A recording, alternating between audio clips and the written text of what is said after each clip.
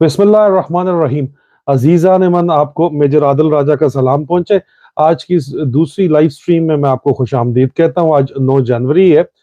हंसता खेलता मुल्क था मेरा, महज 10 महीने पहले की बात है। 6% के ऊपर तरक्की करता हुआ मेरा मुल्क था। मेरे मुल्क पाकिस्तान में दूध की नहरें तो नहीं बह रही थी, लेकिन खाने की रोटी भी थी। और कम से कम रात को सुकून की नींद भी मैसर थी। और जिस बंदे को रोटी नहीं मिल सकती थी, उसके लिए जो है वो जो है लंगर खाना खुला हुआ था हर डिस्ट्रिक्ट में और हर तहसील के अंदर। ठीक है, वहां पे गरीब आदमी जाके खा भी सकता था, और जिसके पास छत नहीं था सड़कों पे सोने वे के लिए, वो सो भी सकता था। अब ना तो लंगर खाना खुला है, जिसके पास पैसे थोड़े बहुत जो कमाई कर भी रहा है उसके लिए भी खाने के लिए रोटी नहीं है। इतनी शदीद महंगाई हो गई है, तबाही हो गई है। ठीक है, लंगर खाने बंद कर दिए गए हैं, लोगों के जो शेल्टर होम्स थे वो बंद कर दिए गए हैं। और अब हालात ये आए हैं कि लोग भूख की खातर लाइनों में लग के सब्सिडाइज रेट पे जब आटा खरीदने की कोशिश करते हैं तो उसमें मारे जाते हैं, खुदकुशियां कर रहे हैं लोग। और सिर्फ वजह क्या बनी? चंद लोगों की ढिठाई, जिद, बदमाशी और अना, जिसकी वजह से पाकिस्तान इस हाल के अंदर पहुंचा। चोरों को मुसल्लत कर दिया गया लाके, रजीम चेंज ऑपरेशन के जरिए अमरीकी आकाओं को जबरदस्ती खींचा गया कि आओ आओ, लाजमी आओ, हमें बचाओ। वो नहीं भी आना चाहते तो उनको मजीद खींचा गया अंदर, लॉबिंग करके अंदर खींचा गया। उनके तो इंटरेस्ट थे ही थे। हमेशा से मीर जाफर और मीर सादकों ने ही जो है वो बाहर के दुश्मनों को अंदर घसीटा है। उनको घसीट के रजीम चेंज ऑपरेशन करके पूरे पाकिस्तान की मीम मेख मार के तबाही निकाल दी गई। और अब ये हालत है कि कशकोल उठाए फिरते हैं पूरी दुनिया के अंदर कि अल्लाह के नाम पे दे दे बाबा, बहुत गरीब हमारा मुल्क है, अल्लाह के नाम पे दे दे बाबा। बाबे जो है, एक तो पहले जनीवा जनीवा की बात कर लेते हैं। जनीवा ही होता है ना जी? हाँ जी, जनीवा। बड़ी डांट पड़ी है मुझे, जनीवा बोला करें। जनीवा जनीवा गए हैं जनाब, ये लेके पूरे का पूरा 50 सहाफियों का, लफाफियों का टोला, अपने अगले पीछे लटरम पटरम पूरी की पूरी ब्रिगेड लेके जनीवा पहुंचे हैं। जनीवा में जनाब बहुत ही शानदार किस्म के ऐलानात हमेशा की तरह किए गए कि 10 बिलियन US डॉलर की प्लेजेस हो गई। कामरान खान साहब लिखते हैं कि जी बहुत जबरदस्त 10 बिलियन डॉलर US डॉलर की प्लेजेस है। इंटरनेशनल फाइनेंशियल इंस्टीट्यूशन जो है वो उसमें international development bank 4.2 billion dollar 3 साल में देगा, वर्ल्ड बैंक 2 बिलियन देगा, एशिया डेवलपमेंट बैंक 1 बिलियन देगा, सऊदी अरब 1 बिलियन देगा, AIB आपको 1 बिलियन देगा, USAID आपको 100 मिलियन डॉलर देगी, जापान 77 मिलियन देगा, जर्मनी 84 मिलियन यूरो देगा, 500 मिलियन यूरो जो है वो EU देगा, UAE भी बाद में सपोर्ट ऑन द वे है। लेकिन ये प्लेज है, ये वो वादे हैं जो वफा कम ही होते हैं। वो वादा ही क्या जो वफा हो गया। इस तरह के वादे, इस तरह की कॉन्फ्रेंसेस में जो किए जाते हैं तो वो लोग देखते हैं कि ये कशकोल उठा के जो मुल्क आया है उसके अपने रहनुमा फेयर माउंट होटल के अंदर आके रह रहे हैं, और अपने इनकी जो है वो LCs खाने पीने की नहीं खुल रही, मर्सिडीज गाड़ियों की सरकारी इनकी खुल रही हैं, और ये हमसे पैसे मांग रहे हैं। IMF ने तो स्ट्रेट अवे इनके मुंह के ऊपर स्नैप किया, जेनेवा जाने के लिए वो तैयार ही नहीं थे। और ये सारे के सारे अजीजा ने मन प्लेजेस हैं, आज से पहले भी प्लेजेस किए गए हैं। 10 बिलियन डॉलर के जो प्लेजेस होते हैं ना, उसमें होता क्या है कि 300-400 मिलियन डॉलर आपके पास आ जाता है, ये जो पहले से आपको प्लेज हुआ होता है। बाकी सारी खाम ख्याल और कहानियां हैं। इसी नीयत के साथ आप सऊदी अरब का जो विजिट है और UAE का विजिट, जनरल आसिम मुनीर का, वो रूटीन का विजिट है क्योंकि पाकिस्तान आर्मी की डिप्लॉयमेंट है दोनों कंट्रीज में। लेकिन खास तौर के ऊपर बड़ी पुरानी देरीना डिप्लॉयमेंट पाकिस्तान आर्मी की सऊदी अरब के अंदर है, तो उनका रूटीन में विजिट होना था।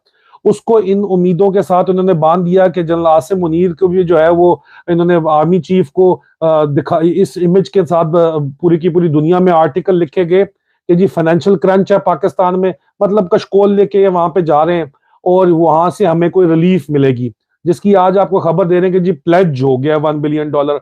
अल्लाह दे बंदे, वादा है और वादा वफा नहीं होता, ये बात मैं आपको वाजे कर रहा हूँ। आर्मी चीफ ने वहां पे जाने से पहले हिंदुस्तान ने प्रोपेगेंडा चलाया, मैं पहले आपको बता रहा हूँ, हिंदुस्तान ने प्रोपेगेंडा चलाया। मेरे मत्थे ना मार देना ये कि जी ये इसने प्रोपेगेंडा चलाया। हिंदुस्तान ने प्रोपेगेंडा चलाया कि जी इन्होंने deployment brigade size plus force की करनी है, पाकिस्तान आर्मी ने मजीद वहां पे जिसकी मद में इनको कोई 485 मिलियन डॉलर जो है वो पर ईयर मिलेगा, जो कि हैंडसम अमाउंट है फौज को मिलेगा। और ब्रिगेड साइज प्लस वो 3,000 लोगों को कह रहे हैं इन्होंने फर्दर डिप्लॉयमेंट करनी है, वो नेगोशिएट करनी है। लेकिन मेरे इंडिपेंडेंट जराये से मुझे इसकी पाकिस्तान से कोई तस्दीक नहीं हुई, इसलिए ये अभी तक हिंदुस्तानी प्रोपेगेंडा ही कंसिडर किया जाना चाहिए और किया जा सकता है। इसकी मुझे कोई अभी तक ग्राउंड लेवल के ऊपर कंफर्मेशन नहीं है। कंफर्मेशन होगी तो मैं आपको जरूर बताऊंगा। आर्मी चीफ वहां पे गए, उन्होंने उमरा किया, अपनी पूरी फैमिली को लेके गए, उमरा वगैरह उन्होंने किया, फोटो सेशंस वगैरह हुए। आर्मी चीफ को भी वो वहां पे मिले उधर जाके, जो उनका काउंटर पार्ट है, और वहां के वजीर दफा से भी उनकी मुलाकात, रूटीन में इनकी यही मुलाकातें थी। वजीर दफा भी जो उनके जो है वो छोटे भाई एक रॉयल शहजादे हैं, उनसे मिले। आर्मी सऊदीया के कॉन्टेक्स्ट के अंदर जो लोग समझते हैं सऊदीया की पावर डायनामिक्स, वहां पे उनकी फौज को इतनी खास कोई अहमियत हासिल नहीं है। उनको जानबूझ के सेकंड ईयर के ऊपर रखा जाता है। फर्स्ट ईयर के ऊपर वो वहां के जो पुलिस फोर्स है वो जो उनकी पुलिस है वो ज्यादा तगड़ी है, उसके ज्यादा एम्पावर्ड भी है, वो ज्यादा कॉम्पिटेंट भी है वहां की पुलिस। लेकिन ये जो आर्मी है ये सेकंड ईयर के ऊपर ही है, मतलब सेरेमोनियल ही है, इसलिए ज्यादा डिप्लॉयमेंट आपको जो है वो पाकिस्तानी फौज की नजर आती है। उससे पहले अमेरिकन फौज की थी। इनकी शहजादों की हिफाजत के ऊपर भी जो है वो आपको अमेरिकन फौज नजर आती है, या कंपनीज नजर आती हैं, ब्लैक वाटर टाइप कोई कंपनीज वगैरह जो हो जाती हैं वो नजर आती हैं।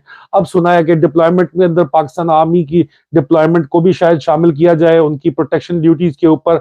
हमारा वहां पे स्पेशल जो पाकिस्तान आर्मी ऑफिसर मौजूद है, पूरा एक स्पाउ ऑफिस मौजूद है जो परमानेंट वहां पे है, बड़े अरसे से चले आते हैं। दरमियान में एक गल्फ वॉर के बाद एक वक्त आया था कि सऊदी नाराज हो गए थे, तो उन्होंने फौजें वापस भेज दी थी, क्योंकि वो लोग इनकार कर दिया था कि जी हम जाके लड़ेंगे नहीं इराक के खिलाफ। लेकिन बहरहाल वो कोई गलतफहमी थी, मिसअंडरस्टैंडिंग थी। अब दोबारा जो है वो गंगा बह रही है। उसमें जनरल आसिम मुनीर जब खुद भी बजाते खुद भी जब लेफ्टिनेंट कर्नल थे तो रह चुके हैं सऊदीया के अंदर। वहां पे सऊदीया में जो अफसर आते हैं माशाल्लाह वो माली तौर के ऊपर ठीक हो जाते हैं, सेटल हो जाते हैं, आके फिर अपना जो है घर वगैरह भी बना लेते हैं, गाड़ी शाड़ी ले लेते हैं। अदरवाइज फौज में हैंड टू माउथ ही है, ये फॉरेन डिप्लॉयमेंट वाले चक्कर के अंदर जरा बेहतर हो जाता है।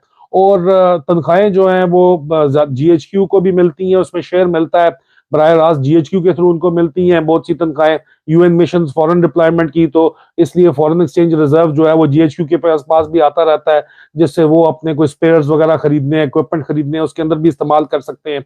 लेकिन आप जो अहम तरीन बात है इस दौरे की वो ये है कि मेरे कुछ जराए ये दावा करते हैं, ये अभी मुस्तनद जराए नहीं है, ये गैर मुसद्दका इतलात के मुताबिक जो मोहम्मद बिन सलमान जो वली अहद है उनके साथ जो कल रात को बुद्दू टेंट के अंदर मुलाकात हुई, और वो अपने रिलैक्स माहौल के अंदर चिल प्रोग्राम में थे, और हमारे जनरल साहिबान जो हैं वो फुल एसडी वगैरह पहन के, यूनिफॉर्म वगैरह पहन के, बड़ा जबरदस्त किस्म का वो जो हमारा पीबीजी वाला यूनिफॉर्म है वो पहन के, सर वैसे किस एडीआर के अंदर है वो मुझे समझ नहीं आती, लेकिन चले बहरहाल वो यूनिफॉर्म वगैरह प्रॉपर पहन के अपना जो है वो लोग वहां पे गए हुए थे डेजर्ट में टेंट में मिलने। उधर आगे चिल माहौल था, यहाँ पे टोटल सरकारी माहौल था, लेकिन एक रस्मी मुलाकात वो नजर आई। वो मुलाकात तो फिर जो गैर मुसद्दका जराए का कहना है कि कार्ड्स पे थी नहीं, ये सिर्फ और सिर्फ लॉबिंग की गई कि ये बहुत बुरा दिखाई देगा कि जी मोहम्मद बिन सलमान से मुलाकात के बगैर आर्मी चीफ चले जाएं, तो ये लास्ट मिनट के ऊपर ये मुलाकात तरतीब दी गई। मोहम्मद बिन सलमान ऑलरेडी जो है वो अपने शिकार की नीयत से निकले हुए थे कहीं पे अपना चिल प्रोग्राम के अंदर, तो ये फिर उनको कहा अच्छा बुला लो, इधर ही बुला लो, इधर ही मिल लेते हैं। और उसके ऊपर बड़ी लंबी चौड़ी जो है फिर वो नामा निगारी तो आपको पता ना फिर बेहतरीन तरीके से की जाती है।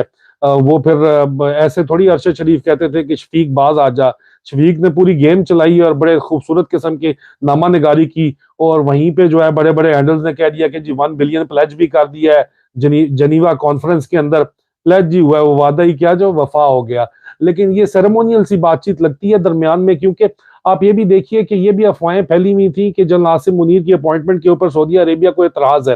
हालांकि होना तो नहीं चाहिए, वो वहां पे लेफ्टिनेंट कर्नल रह के आ चुके हैं, लेकिन बहरहाल ये कहा जा रहा था कि उनकी अपॉइंटमेंट पे सऊदी अरेबिया को एतराज है। लेकिन बजिद होके नवाज शरीफ साहब ने फिर भी कहा कि नहीं यही लगेंगे। इसकी क्या इसके अंदर सच्चाई है, ये बातचीत सच है या नहीं है, मेरे पास इसकी तस्दीक बहरहाल नहीं है, इसलिए मैं इसको दावा नहीं कह सकता कि ये तस्दीक शुदा बात है। लेकिन बहरहाल ये बहुत ही आर्मी ग्रेप वाइन में जो इसको हम फौजी लंगरगाह कहते हैं, लंगरगाह में ये बात बहुत ज्यादा शिद्दत के साथ फैली हुई थी कि ये उनके आर्मी चीफ लगने से पहले सऊदीया ने एतराज उठाया था इस बात के ऊपर। उस सूरत हाल में कॉन्टेक्स्ट में देखा जाए तो एक तरफ ये पूरा मिलिट्री ऑनर अवार्ड मेडल शेडल पहन के चुस्त तरीके से वहां पे पहुंचे हुए हैं, और अगले ने आपको नीचे दरियों पे अपने ट्रेडिशनल माहौल में कहा आ जाओ सो बिस्मिल्लाह बैठो जरा वहां पे, कयामो ताम ताम जो करवाया वहां पे। तो लग नहीं रहा था कि ये कोई ऑफिशियल प्लान मीटिंग इस तरह है। अगर ऑफिशियल प्लान मीटिंग होती तो अटायर जो है, जिस तरह देखिए खाना काबा जाते हुए भी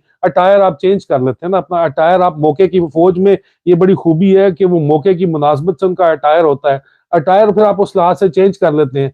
तो आपका मतलब जो आपने पहनना है उस तरीके से, तो आपका अटायर से लग रहा था कि आप किसी मतलब ऑफिशियल आर्मी हेडक्वार्टर किसी मीटिंग में मिनिस्ट्री ऑफ डिफेंस में जा रहे हैं, जो कि आपकी हुई इनके छोटे भाई से मोहम्मद बिन सलमान के, और आपकी वहां के आर्मी चीफ से हुई जो एक सेरेमोनियल जो आपकी रूटीन के अंदर मीटिंग होनी थी। लेकिन जाहिर बात है मोहम्मद बिन सलमान से मिले बगैर तो अगर आप वापस भी आ जाते तो एक तूफान खड़ा हो जाता यहाँ पे। तो लगता है कि वो मोहम्मद बिन सलमान को कोई जो है स्पेशल दाएं बाएं से डिप्लोमेसी करके कोई गोडे गिटे दबा के मीटिंग कराई गई है, जिस तरह मीटिंग हुई है। और मिलना आपको इसके नतीजे में जो 1 बिलियन पाउंड का जो प्लेज किया गया है जनीवा के अंदर, ये वादा उसी तरह का है जो कि वफा होगा तो देखेंगे, क्योंकि अभी तक तो वादे वफा होते हमें नजर नहीं आ रहे। क्योंकि पाकिस्तान के जो सफारती हलके हैं, ये खामोश मुजाहिदों का दावा था, मैंने आपको बताया था, पाकिस्तान के सफारती हलकों में गल्फ कंट्रीज भी शामिल हैं। उन लोगों का ये खामोश मुजाहिदों का दावा है कि जो डिप्लोमेटिक मिशंस हैं इस्लामाबाद के अंदर, उन्होंने अपनी अपनी गवर्नमेंट्स को ये बताया है कि वो किसी तौर के ऊपर भी ये मौजूदा जो सेटअप है इसमें ना तो अपनी इन्वेस्टमेंट करें, ना ही इनको कोई पैसा दे। बात में प्लेज कर लें जितने भी प्लेज करने, देने नहीं है इनको पैसे। क्यों? क्योंकि अवाम की मर्जी यहाँ पे शामिल नहीं है। ये बैड पीआर होगी उस मुल्क के लिए जो मुल्क यहाँ पे पैसे डालेगा, और पैसे आपके जाएंगे फंस। क्योंकि जो ही इलेक्शन कोई होगा, जिस तरह आहिस्ता आहिस्ता यहाँ पे फ्रिक्शन बढ़ती चली जा रही है, तो हालात मखदूश होते चले जा रहे हैं। तो ये किसी भी तौर के ऊपर ये हुकूमत ज्यादा अरसे टिक नहीं सकती। इस महंगाई के आलम के अंदर, इस तबाही के आलम के अंदर, ये जो हालात हैं इनके बहुत ही करीब तरीन वो लोग जो इनको कल तक पपियां जपियां कर रहे थे, वो भी इनको कह रहे हैं कि पीछे से जो है ना, वो मुझे कहा जाता है कि इस तरह की स्लैंग ना बोला करें। मैं तो यार साफी नहीं हूं, मैं तो स्लैंग्स में ही बात करता हूँ। अब बात यह है कि जो लोग कल तक इन लोगों को अपना अजीजुजान समझ के इनको कंधे पे उठा के, और जो अब भी कहते हैं कि नहीं मियां दे नारे वजनगे ही वजनगे थे, एक जरदारी सब पे भारी है और मुलाना ही मुलाना है। तो जो लोग वो कहते हैं वो भी बोलना शुरू हो गए हैं कि इलेक्शन तो अगर कंट्रोल कर भी लिया डर्टी हैरी ने या मिस्टर एक्स वाई जेड ने, ठीक है, उन्होंने टिल का जोर लगा भी लिया, तो फिर भी हम जीत नहीं पाएंगे। इतने बुरे हालात आप लोगों ने बना दिए, खुदारा इसको संभाले। कंस्पिरेसी थ्योरी वाले कहते हैं नहीं जी अमेरिका अफगानिस्तान में आ रहा है, डॉलर मिल जाने हैं इनको, आप फिक्र ना करें, इसलिए काम चल रहा है। अमेरिका, मैं तो कहता हूँ पागल कुत्ते ने काटा अमेरिका को। पहले जब बड़ी मुश्किल से इज्जत से जान बचा के भाग गया अफगानिस्तान में, वो दोबारा आपके ख्याल में अफगानिस्तान में घुसेगा? लेकिन सोच तो यही है, इसी सोच के ऊपर जो है उम्मीद इन्होंने रखी हुई है, और इसी उम्मीद पे इन्होंने दुनिया कायम की हुई है। और ये हालात बुरे से बुरे होते चले जा रहे हैं। महंगाई का वो आलम है कि अल्लाह तौबा, अल्लाह माफ करे। आटा स्मगल हो रहा है, सारे का सारा आपका जो बचा कुचा आटा है वो भी स्मगल हो रहा है। और स्मगल क्यों हो रहा है कि भाई आटा और हेरोइन बराबर हो जाता है। मैं तो तुरखम के ऊपर रहा हूँ, वो बच्चे हैं, किसी और दिन मैं आपको प्रोग्राम पे बताऊंगा कि आटा स्मगल होता किस तरह है, तरीका किस तरह है। एक आटा आप फर्ज करें कि यहाँ पे अगर आपको बोरी जो है, या फर्ज करें 100 रुपए का जो आटा बॉर्डर के इस पार है, वो 400 रुपए का उस पार है। 300 गुना प्रॉफिट सिर्फ चंद 100 कदम चलने के ऊपर मिलता है। तो फिर जाहिर बात है लोगों को हिस्सा मिलता है। बहुत बड़े बड़े यहाँ पे काम किए जाते हैं, आटे स्मगल होते हैं तजारत के नाम के ऊपर। इसके ऊपर भी इंशाल्लाह मैं डिटेल प्रोग्राम करके बताना चाहूंगा। लेकिन ये है कि फिलहाल जो खबरें पहुंची हैं वो मेरे ख्याल में सिर्फ और सिर्फ ढकोसले ज्यादा दिए जा रहे हैं इस वक्त, और लिप सर्विस ज्यादा हुई है। ग्राउंड के ऊपर रियलिटी जो है वो अभी तक प्लेजेस के नाम के ऊपर ही है।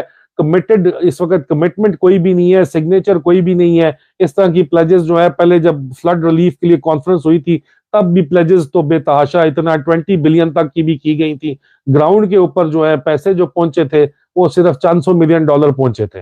तो ये उसी तरह की प्लेजेस अभी तक तो नजर आ रही हैं और इसी तरह के लिप सर्विस अभी तक नजर आ रही है।